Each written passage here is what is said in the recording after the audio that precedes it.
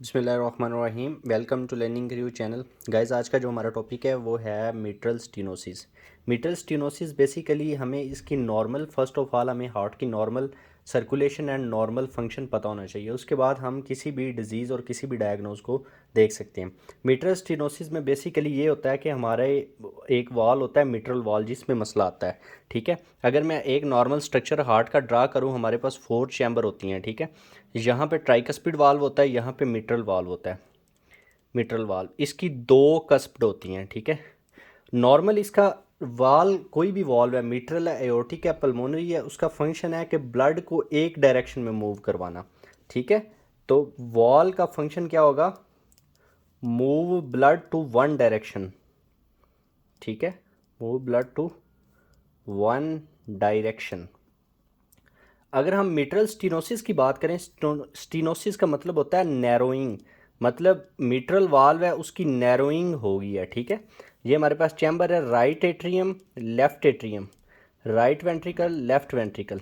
मतलब pulmonary vein से जो ब्लड आ रहा है लेफ़्ट एट्रियम में, उसको इसने वन डायरेक्शन में लेफ़्ट वेंट्रिकल में भेजना, ताकि वो अपनी बॉडी को सप्लाई कर सके और वहाँ पे टिश्यूज़ को, हमारे को ऑक्सीजनेटेड ब्लड पहुँच सके। ठीक है, तो ये चीज़ हमें पता नहीं, ये नॉर्मल फंक्शन है। ठीक है, जब हमारे पास मिट्रल वाल्व की स्टीनोसिस हो जाएगी या नैरोइंग हो जाएगी, इसकी स्टीनोसिस हो जाएगी, ठीक है, तो ब्लड कहाँ पे अकोमुलेट होना शुरू हो जाएगा? नीचे ब्लड कम जाएगा, अकोमुलेट होना शुरू हो जाएगा यहाँ पे लेफ़्ट एट्रियम में।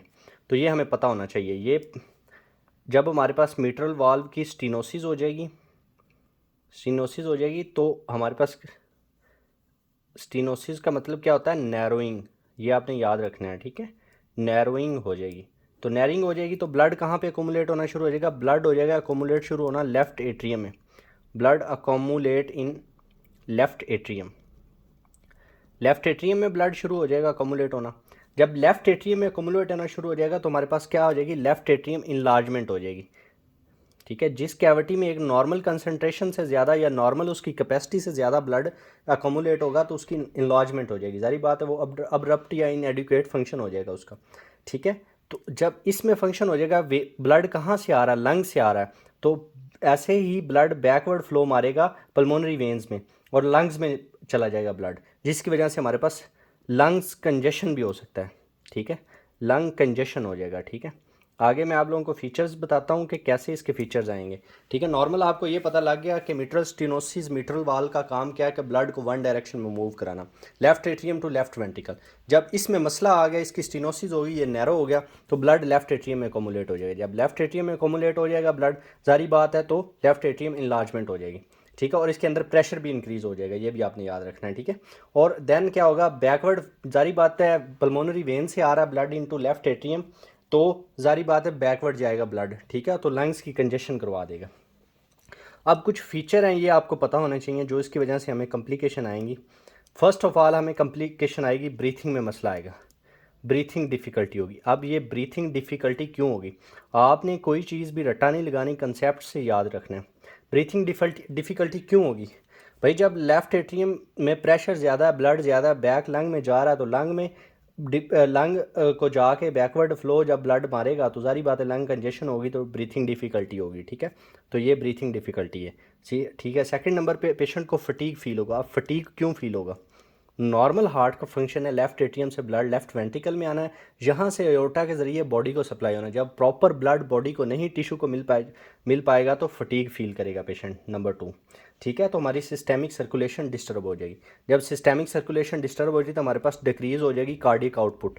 सो ये आपने पॉइंट याद रखना, मेन इसका ये है। आफ्टर दैट क्या हुआ कि हमारे पास ब्लड अकोमुलेट होता रहा यहाँ पे लेफ्ट एट्रियम में, हमारे पास यहाँ पे क्लॉटिंग के चांसेस ज़्यादा होंगे, क्लॉटिंग के। ठीक है, अब क्लॉटिंग क्या करवा सकती है? स्ट्रोक करवा सकती है। ठीक है, हार्ट फेलियर करवा सकती है।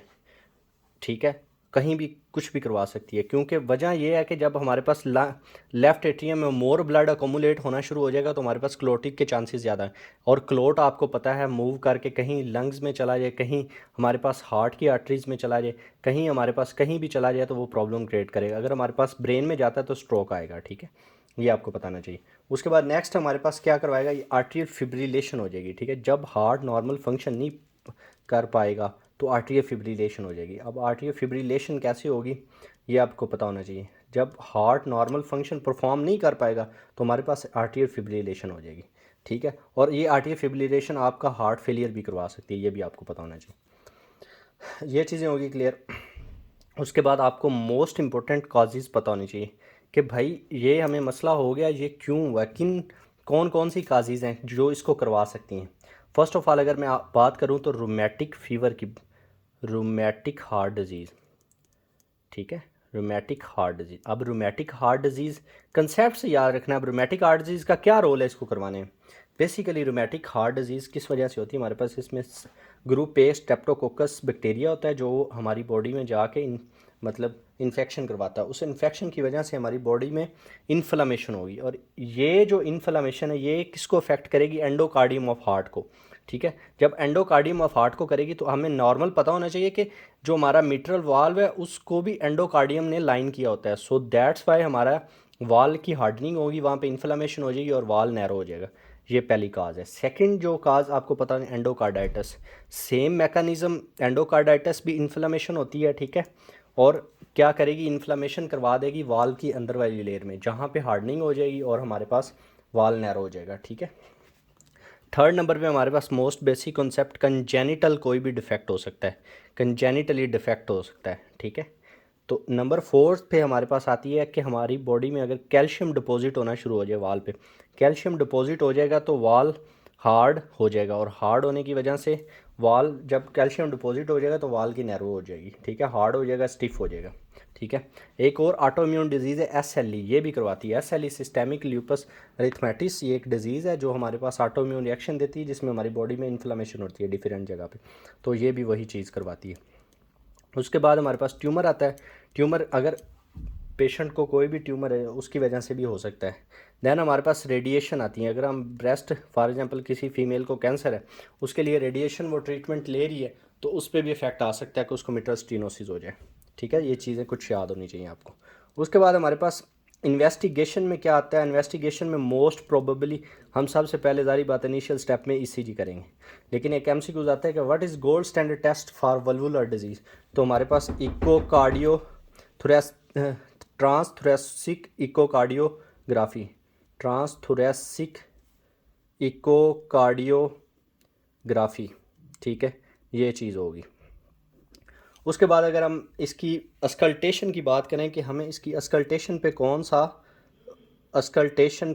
सा हमें डायस्टोलिक मरमर सुनाई देगा, मिट्रल स्टेनोसिस डायस्टोलिक मरमर जो आफ्टर S2 हमें सुनाई देता है, तो इसमें हमारे पास basically delayed rumbling mid to late diastolic murmur, delayed rumbling mid to late diastolic मरमर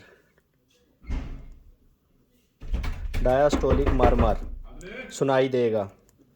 उसके बाद हमें मैनेजमेंट पता होनी चाहिए। मैनेजमेंट क्या है हमारी बॉडी की, मैनेजमेंट में हम इस सर्जिकली इसको रिप्लेस करते हैं, वाल को सर्जिकली रिप्लेस करते हैं, ठीक है, या उसके बाद हम सर्जिकली रिप्लेसमेंट करते हैं, या उसके बाद हमारे पास सेकंड स्टेप होता है बैलून वल्वोप्लास्टी करते हैं, ठीक है। ये 4-5 चीज़ें आपको पता होनी चाहिए वाल जो मिट्रल स्टीनोसिस के हवाले से। Thank you so much for guys watching my video.